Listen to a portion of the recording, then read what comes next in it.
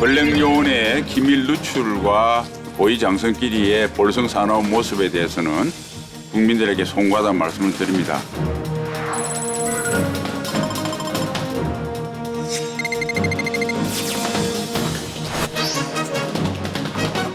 A씨는 활동이 사실상 전부 노출됐음을 알게 됐습니다. 기밀이 새어나가는 곳과는 함께할 수 없다는 뜻을 전했습니다.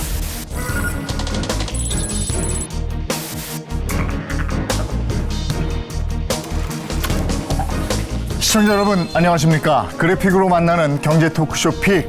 복잡한 경제 이슈를 쉽고 명확하게 전달해 드리겠습니다. 최근 우리나라 정보 요원들의 신상과 군사 기밀이 유출되면서 국가 정보 라인에 초비상이 걸렸습니다. 기밀 유지가 생명인 첩보의 세계, 그 실태부터 무너진 정보망 복원 방안까지 관련한 궁금증들을 낱낱이 분석해 드리겠습니다. 경제 토크쇼 픽 시작합니다.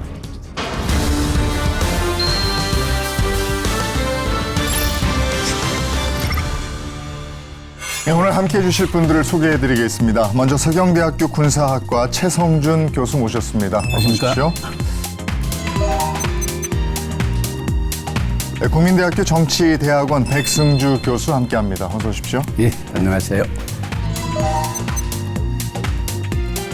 그리고 오늘 이슈를 보다 쉽게 전해줄 이정호 기자도 함께하겠습니다. 어서 오세요. 네, 안녕하십니까.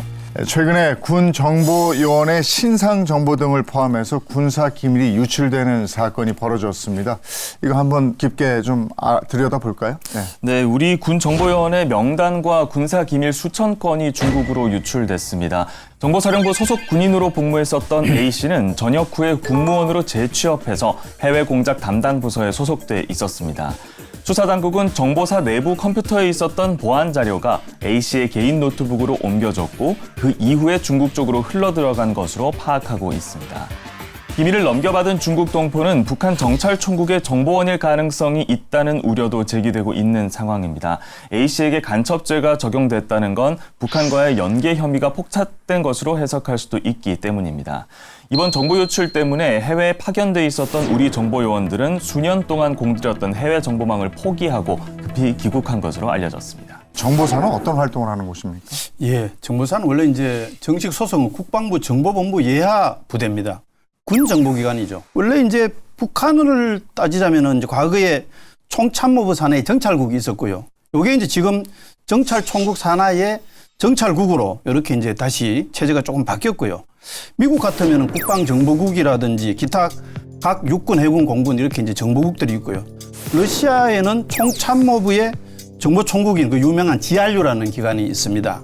그다음에 중국 같은 경우 이제 군 총참모부 이렇게 해서 세 각국이 다 형태는 조금씩 다르지만은 이제 국가정보기관이 있고 별도로 군정보기관도 따로 운영하고 이렇게 있습니다. 그러면 국정원하고는 어떤 차이가 있는지, 그러니까 여기서는 군사 정보만 다루는 거고 국정원은 포괄되어 있는 건지 그게 또 궁금하네요.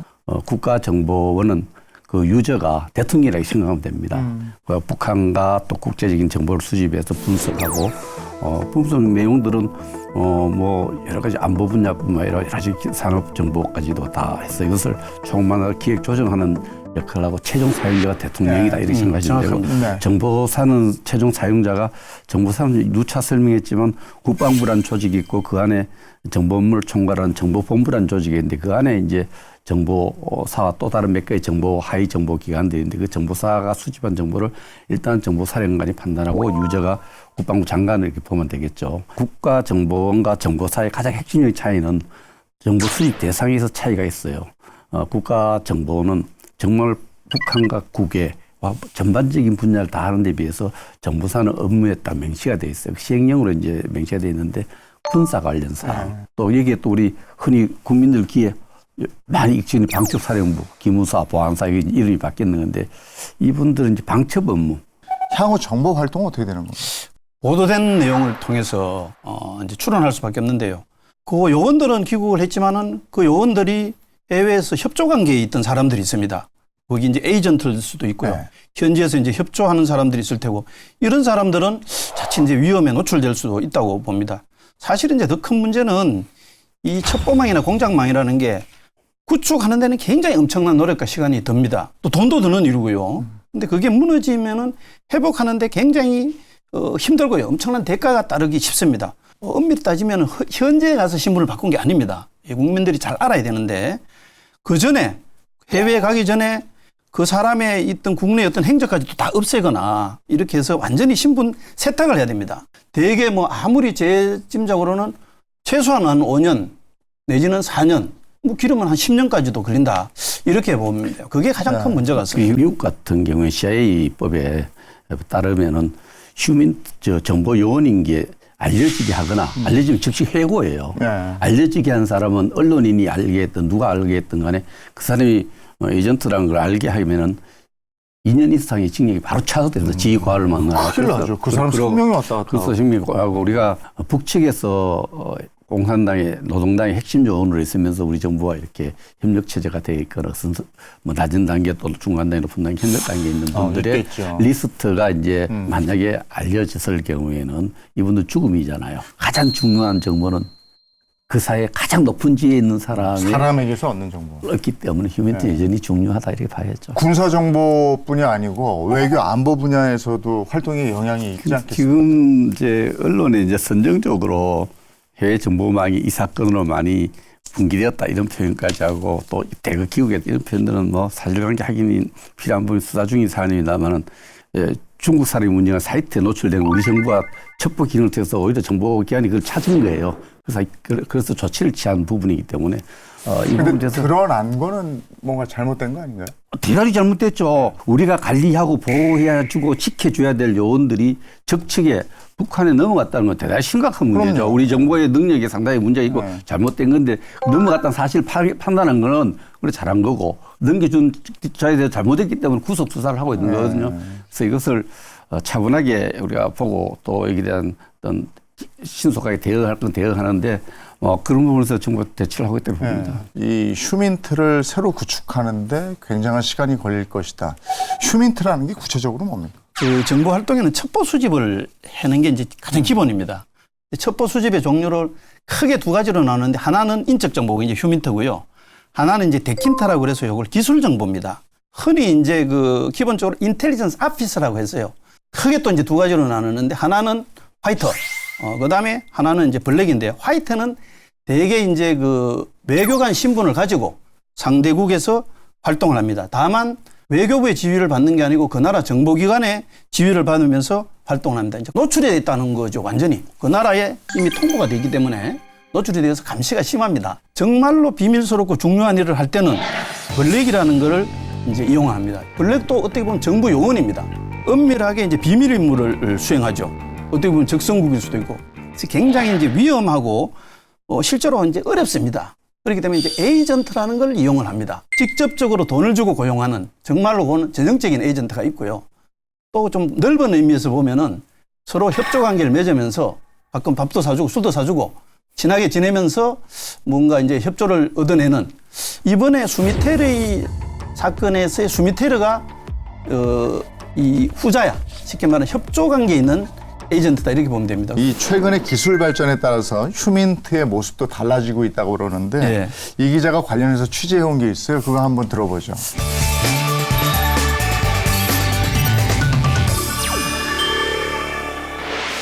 영원한 친구도 영원한 적도 없다. 오직 국익만이 존재할 뿐이다. 20세기 후반 탈냉전을 이끈 외교의 달인 헨리 키신저가 남긴 말입니다.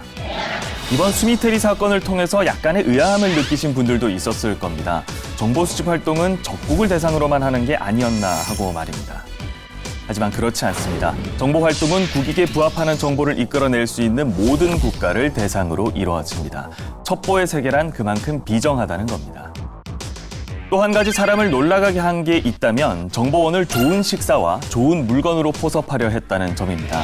첩보 영화에서 나오는 것처럼 컴퓨터로 서버의 보안을 뚫고 해킹해서 정보를 취하는 것이 아니라 아주 얕은 인간 본성을 건드리는 어찌 보면 유치하고 재래적인 방식을 여전히 활용하고 있었던 겁니다. 현대 전쟁에서도 여전히 인간이 주는 정보는 중요합니다. 러시아와 우크라이나의 전쟁에서 우리는 초고속 통신망을 활용한 정보전과 심리전을 확인할 수 있었는데요.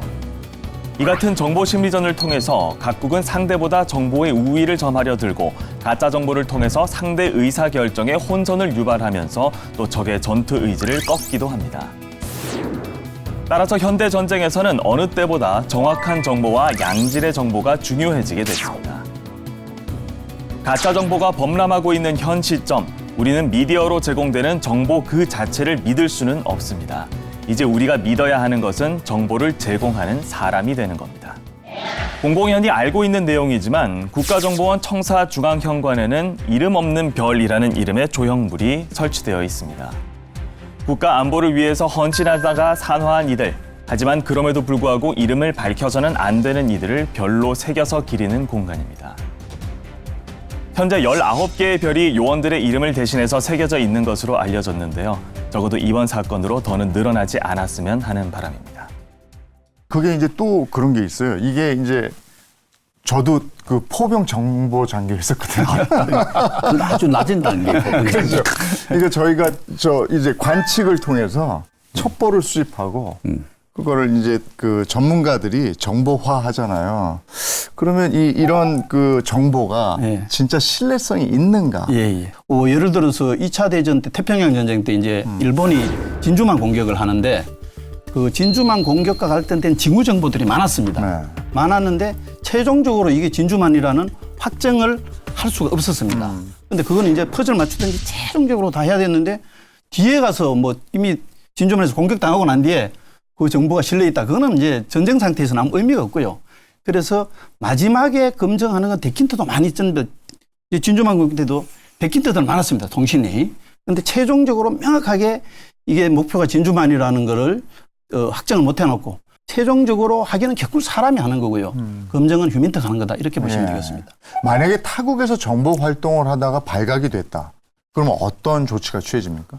과거에 냉전시대 때 소련의 리하르트 조르게라는 아주 유명한 스파이가 있었는데 이 리하르트 조르게는 소련의 이제 정보기관에서 양성이 돼서 독일에 가서 기자로 신분 세탁을 한번 하고 그래가 일본으로 다시 이제 특파원으로 나갔습니다.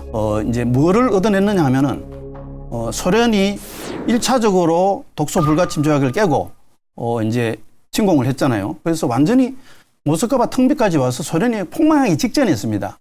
그런데 그때 리하르트가 그것도 사실은 스탈린한테 알려줬는데 스탈린이 지금 우리는 독소 불가침 조약 해가지고 뭐 친구인데 무슨 말이야 이렇게 깔아뭉갰다는 얘기가 있고요.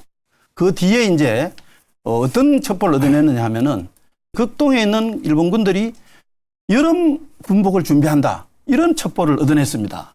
사할린 추운 지방에서 여름 군복이 필요 없는데 왜 필요하냐 하면 그때 이미 일본은 극동 쪽보다는 동남아 쪽으로 병력을 빼겠다는 이런 신호였습니다. 그래서 이거를 리하르트 조르게가 캐치를 해서 스탈린한테 알려줬고 그래서 급하게 극동에 있는 소련군을 빼서 모스크바에 와서 모스크바를 지켜내서 사실 세계 역사를 바꿨죠.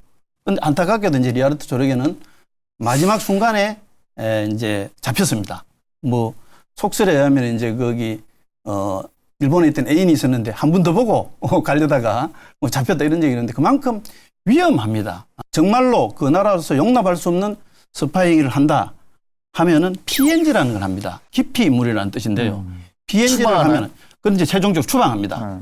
근데 블랙 요원 같은 경우에는 예. 이 국가에서도 인정하지 않을 거 아니에요. 그런데 이제 그런 게 있습니다. 이제 블랙 요원을 사실 인정하지 않는 게 원칙이고 잡히죠. 이제 정말 거물급 그 나라를 위해서 엄청난 공을 세웠는데 그 나라에 가서 잡혔다 죽는 건 너무 아깝잖아요. 안타깝잖아요. 그럼 대개 이제 거물 한 명하고 저쪽 상대방에서 잡아놓은 스파이 10명하고 포로 교환 같은 거. 포로 교환식으로 맞바꾸기도 하고요. 최근에도 합니다. 잠깐 예, 말씀해 주셨던 수미테리 사건이 예. 또 관심이 되는데 기본적으로 수미 테러 사건 이런 것들 보면 우리 국민들 의아해야 할 거예요. 동맹국끼리 뭐 이렇게 하느냐. 이제 나라마다 이 간첩죄에 대해 적용하는 개념이 좀 달라서 우리나라는 적국과 교정국을 위해서 일하는 사람만 간첩을 해요. 형법에 따르면은 일반인 경우에는. 그런데 이제 미국 같은 경우는 이 교정국이나 적국이라는 내용이 없어요. 그러니까 외국 정부를 위해서 일하는 사람에게는 간첩죄를 적용시킬 수 있도록 돼 있고요. 영국은 좀 더 외국에다가 하나 더 붙여요.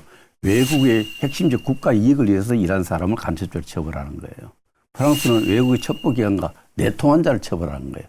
우리는 너무나 법 적용이 53년에 만들어놨는데 적국이라 하면 적국도 북한 적국도 아니에요. 또 반란 집단으로 되어 있어서 교전 상태에 있긴 하지만 수미 테러의 경우에는 우리적 시각에서 보면 우리는 국내법 외국 교전 당사국을 위해서 일한 사람을 처벌하고 돼 있으니까 수미 테러 우리하고 미국은 동맹국가인데 동맹국가끼리 무슨 이걸 적용시키느냐. 미국의 국내법에 따르면은 엄격히 한국은 미국에서 외국 정부잖아요. 네. 외국 정부를 위해서 정보협정 국가기밀에 대한 어떤 이런 게 있고 미국은 당연히 로버트 김이나 수리킴을 기소한 거예요. 지금 기소 상태이기 때문에 더 이상 얘기하기가 좀 힘든 부분입니다. 수사 중이고 또 재판 중이. 아니 근데 이렇게 기소가 돼 있는데 우리 국정원에서는 이번 일로 한미동맹 훼손은 일절없다. 오히려 협력이 강화되고 있다. 그런데 양국의 요 얘기 맞는 얘기. 양국의 국내법에 따라서 우리 로버트 김을 기소했잖아요. 로버트 김의 형님이가 우리 김승건 의원. 김승건 의원인데 그러나 그때 우리가 생각하면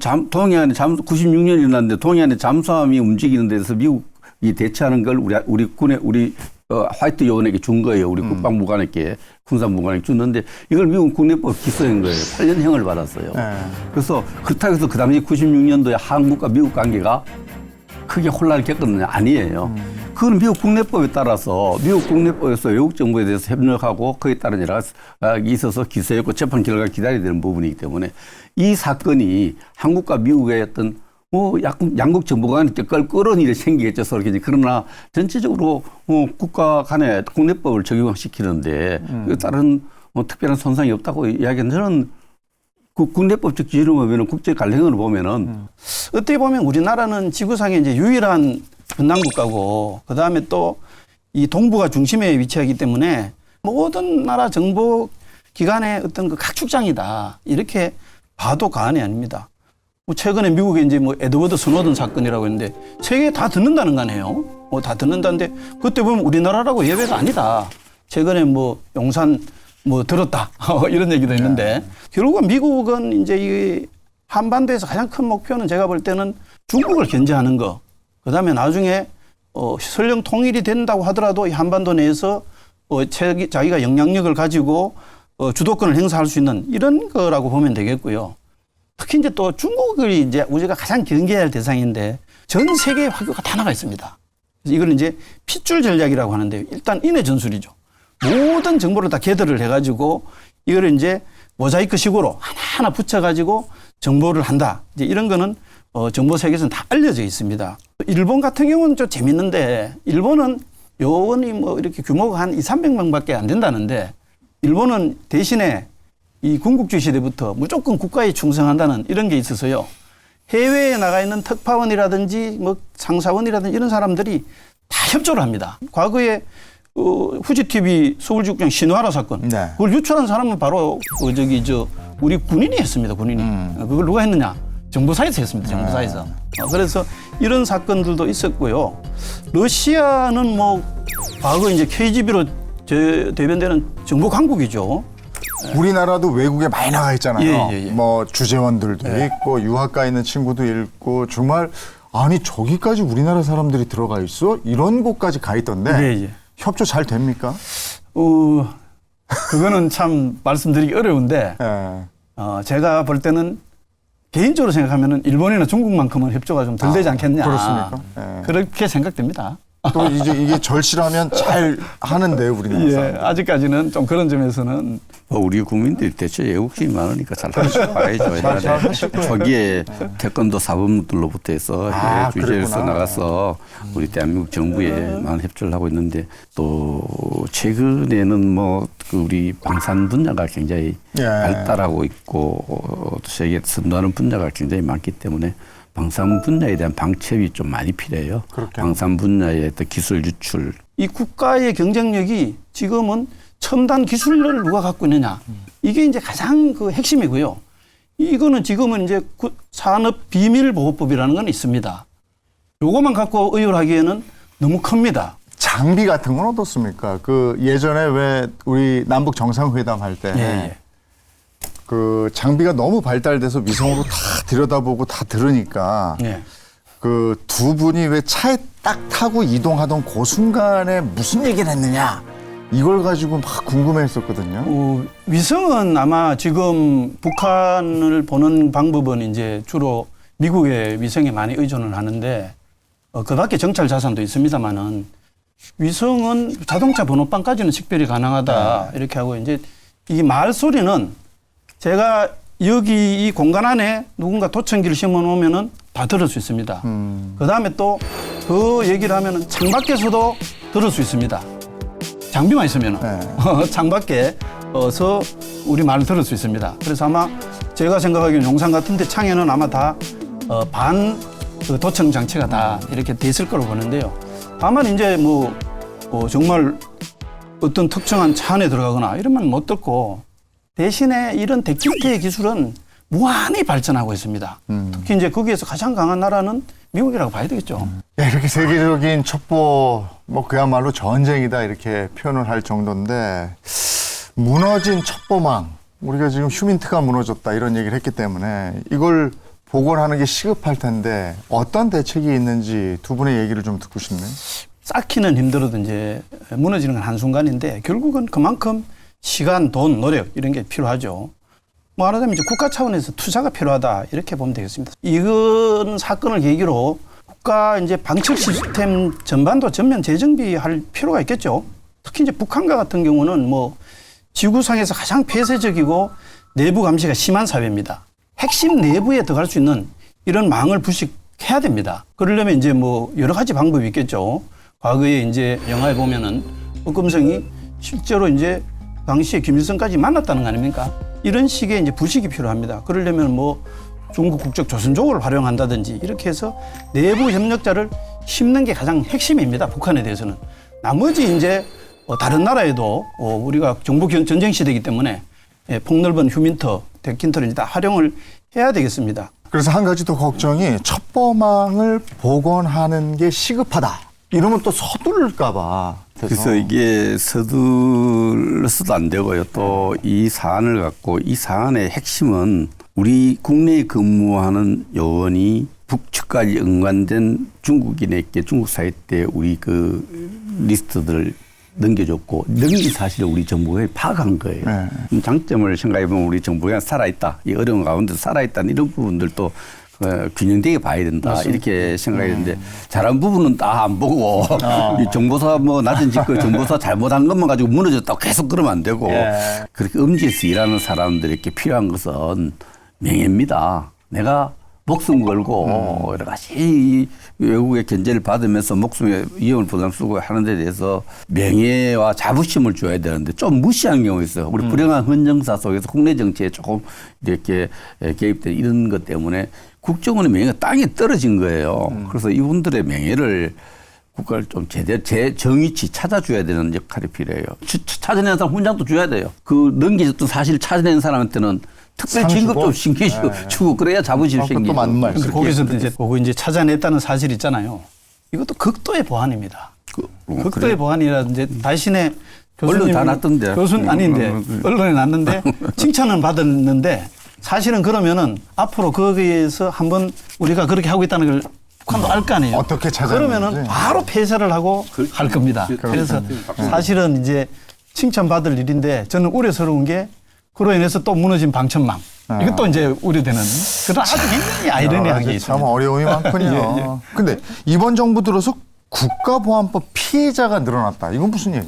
네, 경찰이 입건한 국가보안법 피해자를 연도별로 한번 살펴봤습니다. 박근혜 정부 마지막 해였던 2016년에 60명이었다가 문재인 정부가 들어섰던 2017년에 45명으로 줄어든 것을 확인할 수가 있었는데요. 그리고 뒤를 이어서 2018년에는 15명, 그리고 19년에는 12명, 그리고 2020년에는 13명까지 큰 폭으로 감소했습니다. 그러다가 이른바 청주 간첩단 사건이 있었던 2021년에는 27명, 그리고 윤석열 정부가 들어선 2022년에는 30명까지 늘었고요. 지난해 3분기까지만 40명까지 늘어났습니다. 이에 국가보안법의 필요성을 주장하는 의견도 있었고 또 시대착오적인 공안몰이라는 주장이 맞서서 나오기도 했습니다. 이게 정권마다 수치의 차이를 보이는 이유가 있습니까?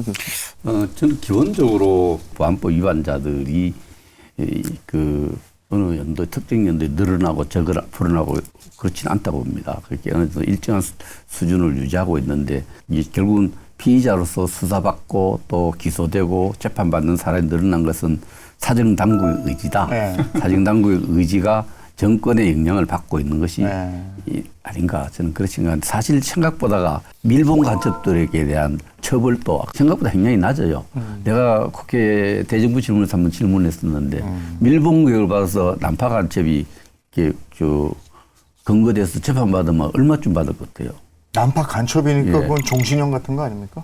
얼마 받을 것 같아요? 그렇게는 없지 않습니다, 지금. 지금 5년 받았어요. 5년이요? 간첩인데? 신상을 난파 간첩인데? 신상을 공개해라 밀봉했는데 신상을 공개를 왜 안 하냐 그 질문을 했더니 당시 답변이 북에 남겨둔 가족들의 안전을 생각해서 신상을 발표를 국내법에 따라 다른 국내법에 따라도 안 하는 거예요. 못하고. 그런데 의외로 우리가 간첩에 대해서 너무 관용적이에요. 재판 결과도 그렇고 이게 어떤 사회 분위기인데 난파한 간첩인데 5년 살고 내보내요. 네. 난파한 간첩도 지금은 변호사 조력을 다 받습니다. 그래서 물론 우리가 갖고 있는 법 체계에 따라 법의식의 변화도 있지만 이 부분은 저는 사정당국의 의지라 생각하고 사정당국은 이런 부분에서 정치 영향을 받지 않고 국가에서 자기의 임무를 제대로 일관되게 안 했다는 증거예요. 그래서 이런 부분은 우리가 살펴봐야 되는데 조금 법이 좀 엄격해야 되고 국민들도 이 간첩 혐의에 대해서 보안법 위반자에 대해서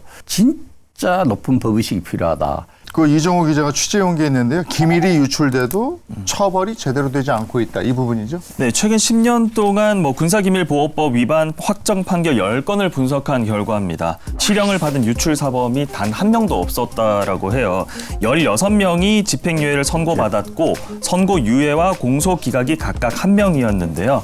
유출범 중에 15명은 사업수주 활용이라거나 이런 경제적 이익을 위해서 범행을 저지른 것으로 나타났습니다.